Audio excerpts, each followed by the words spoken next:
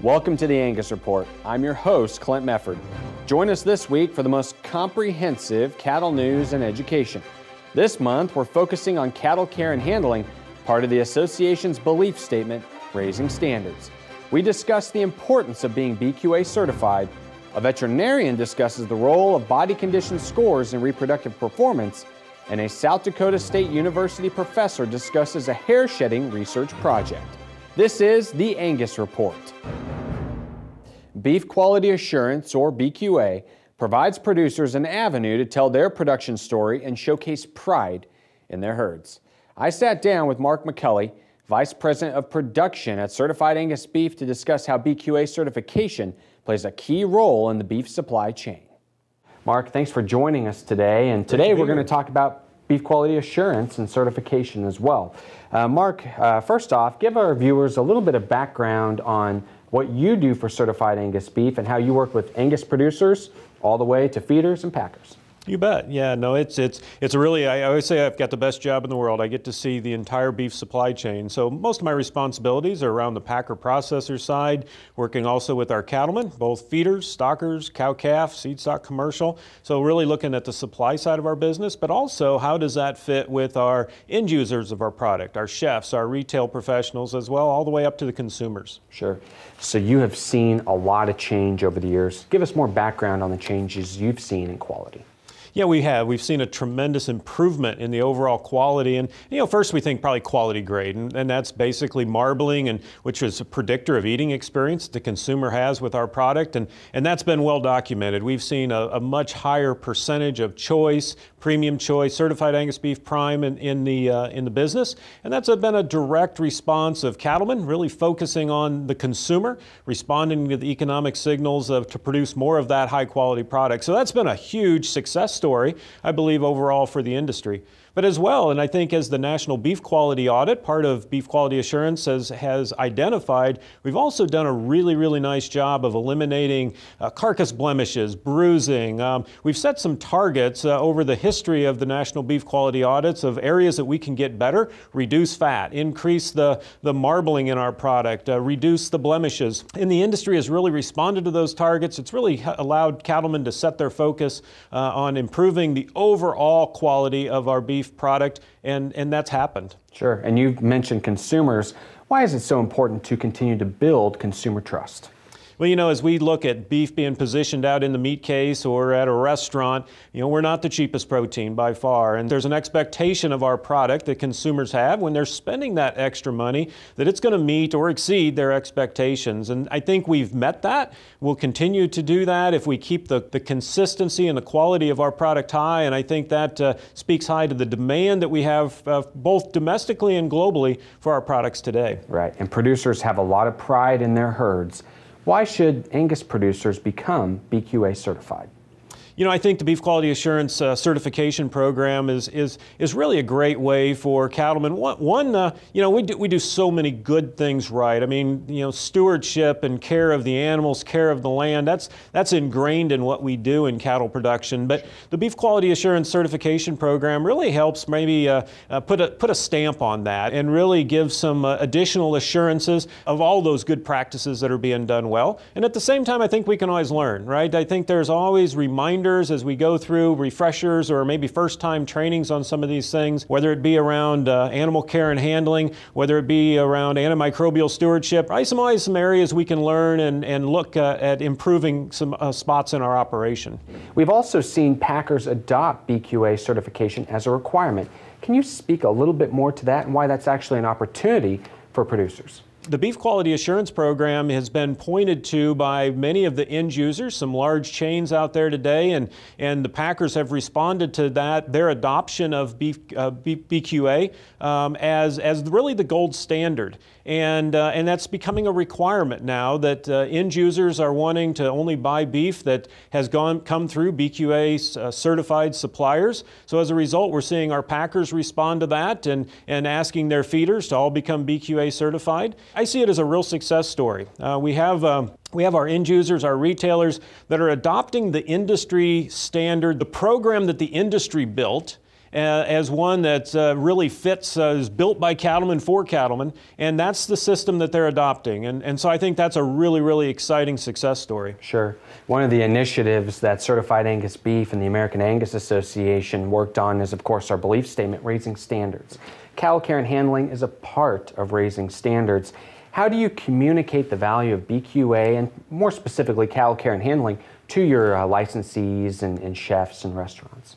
Yeah, it really is that as part of our brand promise. Our brand promise has always been around eating satisfaction and consistency. What we know is there's wanting to be, our end users are asking for additional assurances around how those cattle were cared for and how the land was cared for. And so this is really our support of beef quality assurance is really a great way to point to a great program that cattlemen are adopting, becoming certified, getting better, continuous improvement. It's a great thing for us to point to as a brand to really highlight the great work that cattlemen are doing. Right. Well, thank you, Mark. We appreciate the conversation today to talk about beef quality assurance and more specifically cattle care and handling. It's been a pleasure. Thanks. Stay with us. We'll be right back with more Angus Report.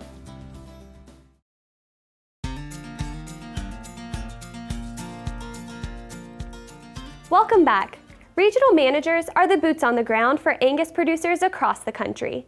I sat down with Alex Tolbert, regional manager for Region 3, to talk about what's been going on in Kentucky, Ohio, and Tennessee. Alex, talk to us about the spring sale season so far. What have the numbers and averages been looking like in your region? Yeah, so we're just getting started into the spring sale season. Actually, the big push I'll start when I leave here. I'll start at the end of February, and I'll go into the first part of May. As I look back kind of September through today, kind of looking at what happened in the fall, from a female standpoint in our region, we actually marketed 13% more females to date. We compare that to last year, and actually they're down about 25% in value. When we look at the bulls probably offer a little more hope, I guess you could say. When we marketed about the same number of bulls, and they're down just 8% in value on an average. And as I break that down sale to sale, as if I'm a member sitting at home thinking about those numbers, where I see the big difference is on the front end of a sale, those cattle, those elite females, those bulls that are best suited for our commercial cattlemen, the value of those bulls and females hasn't changed a whole lot at the front end. When we get in the middle of a sale, we see just a little bit of decrease in value. To me, it's just been more of, at the end of the sale, some of the tail-end animals that aren't as desirable and don't have as much going for them. That's where we're really seeing a real decrease in value relative to last year. So value-added programs are a hot topic in the industry right now. How do producers in your region get involved? There's a lot of things that we can do as producers to add value to our calf crops. And when I think specifically to the commercial producer and the commercial producer in our area, the biggest thing they can do a lot of times is just put their calves in a bigger group, and it's adding value because they're bringing more money back to their pocket. But the other things that we think about in terms of adding value is a protocol for vaccinations, things just as simple as weaning, as simple as getting them broke to a feed bunk, those kinds of things to add value. But then we've got to communicate that value, right? If I've done all those things and I haven't communicated the value, then I can't capture that value. So I think that, and especially in a year like this year in our part of the world, there's a lot of rain.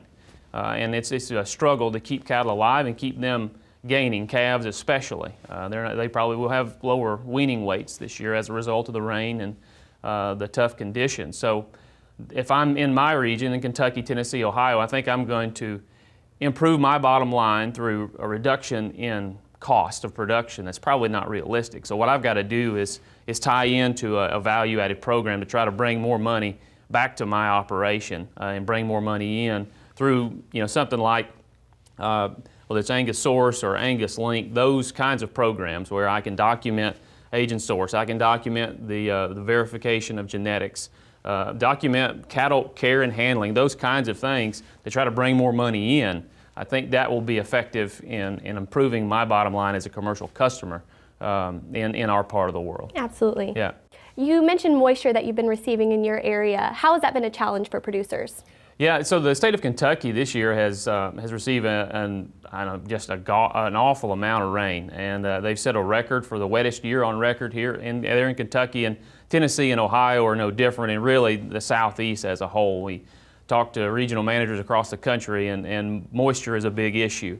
And for us, you think about those fall calves, and I mentioned to this earlier that it's been a tough life for them. Those calves have just been wet and cold. And the rain, without question, those calves are going to be lighter at birth. I would anticipate that even the conception rates on fall cows will be, it'll be hurt. And then we think about these spring calves, and I think it's been harder on the spring calves because we've continued to have this rain and moisture and rain and moisture, and we're continuing to get it even in the spring. And the spring calves are babies, and as they come into mud everywhere, because even if you manage for it, I mean, just everywhere is tromped down, and the hay rings are pretty tough. Those brand new babies in this environment is tough. And so whether I'm talking to commercial producers, I'm talking to seed stock producers, they're all talking about death loss as a result of the rain, either the cold weather or those calves just getting stuck in the mud and exhausting themselves. You know, it's a tough year, and so it's going to be a big impact. And then you think about that, even aside from death loss, moving into the spring, what that has done to our pastures. So feed and nutrition will continue to be, you know, a real issue for them and something for them to manage moving into the spring because the pastures are still in a mess. Well, we will be certainly hoping for sunshine and warm weather for the rest of the spring season in your region, Alex. Thanks for joining us. Yeah, thank you. Glad to be here. We check in now on the latest cattle market news with the Cattle Facts Update. Hello and welcome to the Cattle Facts Update. I'm Patrick Linnell. After months of a stagnant market, U.S. average cull cow prices spiked over $9 per hundredweight the last week in January and have since traded in the mid to upper 50s. This was the largest one-week jump in over 20 years, but was mainly driven by tight volumes of cows being marketed in the wake of an Arctic blast across much of the northern United States. The price shock delivered some much-needed life to the cull cow market, but probably the more important news to producers was that prices didn't entirely retreat following the spike. Cull cow prices have one of the most reliable seasonal patterns in the cattle market. Prices tend to make a low in the fall as producers with spring calving herds wean calves and market the cull cows. Into the next year, prices rally as slaughter cow supplies tighten and the demand for lean beef seasonally improves with the approach of grilling season. Since 1990, cull cow prices have rallied an average of 24% from the fall lows to the spring highs. The high price so far in 2019 was an 18% increase from the fall lows when looking at national average utility cow prices. Through the remainder of the first half of the year, expect the seasonal price rally to be restrained by non-fed packing capacity limitations. As the U.S. beef cow herd has grown in recent years, non-fed packing capacity has failed to keep pace.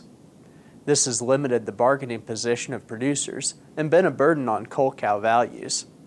The softer spring rally last year and the depressed market this fall were prime examples of the effects of tight packing capacity.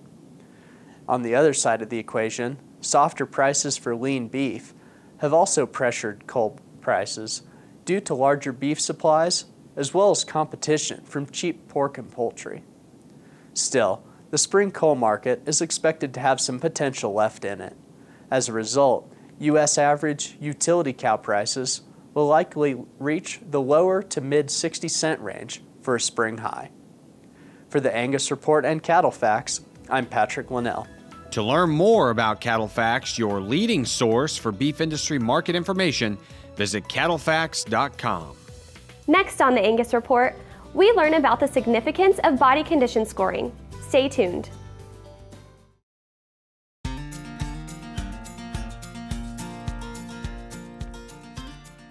Welcome back.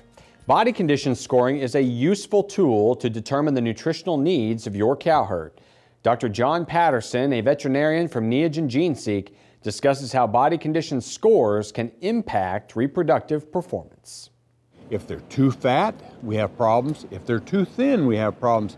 And so the goal is to have them in the right body condition score so that they will calve in about 80 days after calving, so we keep them on a 365-day cycle. Well, we want to really talk about specific issues of what happens if a cow is losing a lot of body condition. Ooh, that's bad. If she goes into calving and she's losing body condition. We want to talk about reproduction. A cow that's really thin. If you've got 100 cows that are in body condition score 3, you may only get 40% of them to cycle within 80 days. Whereas a cow that's in a condition score 6, you may get 90% of them to cycle within 80 or 90 days after calving. So it really has an importance. Let me put it to you economically. If you get a cow that has a real light calf, or you don't get it bred in an adequate amount of time, saying it takes 90 days to get it bred, that might mean that calf is going to be about 60 pounds lighter at weaning that next year. So 60 pounds times $1.50, you're talking about $90 of lost income on that. So that's why maintaining body condition score is so important. Economic effects as well as biological effects. Oftentimes what happens is maybe about a quarter or a third of your cows are too thin. Why would I feed all of them the same? And so I might separate those real thin cows off and feed them separately. A good example would be if my cows are in adequate body condition, it might take 1.5 pounds of supplement. But if they're a really poor body condition score, it might take as much as 8 pounds of supplement to get them gaining, okay? I will tell you, the worst time to try to put gain on a cow, 32 degrees and raining. They are so cold that they're not going to gain. They're putting all that energy into just maintaining warmth in the body. So we want to talk about that. Best time to body condition score in the fall. Best time to start bringing their condition score up in the fall. Okay? Don't wait too long to get them to turn around their body condition. One of the things that we normally look for is about the top third of the beef animal. And so we're looking at the spine. Is that spine really sharp or is it flattened out? Sharp, she's thin. Flattened out, she's got more condition. We want to look at the tail head. Is that tail head set down in some fat or is it up high, which means she's a lot thinner cow? Big one is we want to look at the ribs. Don't get fooled because this time of year, she's got a lot of hair. You may have to put your hands on her, and if you can feel those ribs, she's probably thin, and we're going to have to take care of that through nutrition. We'll look maybe at the brisket. We might look at the flank, but not just looking at the fat on the animal. It's also going to be make sure her feet are in good shape as well. And you got to ask the question, what's causing a bad foot? Is it foot rot? Is it an injury, something like that? So you may not be able to breed her next year. She may get down and lose condition score. She's not an animal that's going to hold up in the coming breeding season, something like that.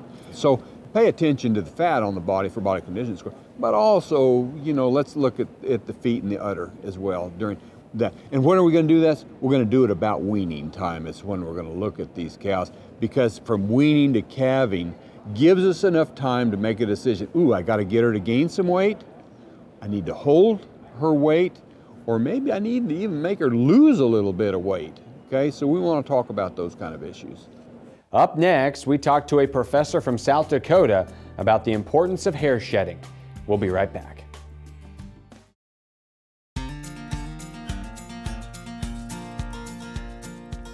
Welcome back to the Angus Report. Joseph Cassidy, the Animal Science Department head at South Dakota State University, spearheaded a research project to evaluate the correlation between heat tolerance and hair shedding in Angus cattle. He discusses his research findings and why hair shedding is important for producers in all climate regions. A project was funded by American Angus to look at ways to try to better understand heat tolerance in Angus cattle. And so after doing a literature research project, we found out that hair coat shedding had been identified as a heritable trait that might be associated with heat tolerance. And so Angus funded a project for us to look at how much variation there might be within the Angus breed for the ability of animals to shed their winter hair coat early in the season. Producers often think of hair coat shedding as something that maybe is really important in the South, because we get higher summer temperatures and we get a longer period of time with high humidity and high temperatures. But in fact, I think even as we move north, even up into, say, southern Iowa, we also have fescue as a major source of forage. And we do believe that there's an association between the animal's ability to shed their hair coat and their tolerance to grazing fight infected fescue. For producers who are even further north, say the Dakotas or Montana, for example, I think it could involve them in a couple of different ways. For the seed stock producers, they're oftentimes trying to market bulls to customers in the South, so a better understanding of hair coat shedding may help them identify bulls that will work better for their customers in the South. In addition, in those normal northern climates, we often tend to breed our cows in July and August, which are in fact the hottest parts of the year. And quite often in the Dakotas, we experience temperatures in excess of 100 degrees. And so I do believe that even in those areas where we have a rather short period of time of heat stress, if that heat stress occurs during a very critical period, breeding season for example, then animals that are more tolerant of heat stress also have a benefit even in the northern areas of the country. If you're a producer who's grazing your cattle on fight infected fescue, and you're trying to identify animals that are more tolerant to the fescue, while we do not have data to prove this at this time, I honestly believe that paying attention to hair coat shedding and possibly considering calling those cows that, let's say we're out in mid-June and they're still a 4 or 5 in terms of hair coat, those cows I don't think are very adaptable to that environment and they should be considered for calling. So I think it can be used that way. And then of course for individuals who are just in the South where they're dealing with more heat stress, making sure animals are able to shed off early in the season and selecting for those, as you're looking at your replacement heifers, for instance, I think should be considered. It's been estimated that hair coat shedding is between about 35 and 40% heritable, so this is very similar to our growth traits. And a 5-point system of scoring animals for hair coat shedding has been developed and widely published. And so in that system, essentially an animal that is completely slick, devoid of any winter hair coat, would be a 1, and an animal that has a full winter hair coat would be a 5. And then of course the 2s, 3s, and 4s break out in the middle. So we would suggest that they score their herd on that 1 to 5 system at a time when the average score of the herd is going to be about a 3. The reason we recommend that time is because that's when they'll have the greatest variation within their herd and should provide an opportunity to distinguish between the early and the late shedders. The proper time for doing that will vary depending on the part of the country we're in. So in the South, it's probably in May, and as we move north, it moves into later May or into June. Well, we thank Dr. Cassidy for helping producers get out of potentially hairy situations. That's a wrap for this week's Angus Report. Tune in next week for industry-leading news and education, and be sure to subscribe to our YouTube channel, Angus TV, for more highlights from the association. See you next week.